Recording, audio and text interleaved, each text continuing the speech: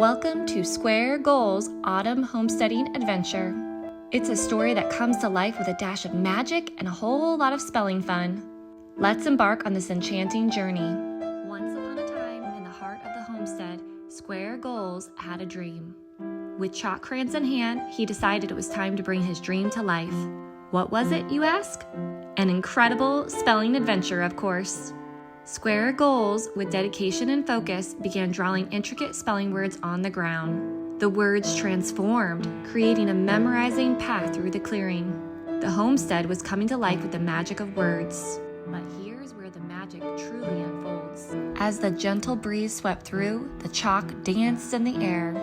Something extraordinary happened. The words on the ground came to life, forming a glowing path.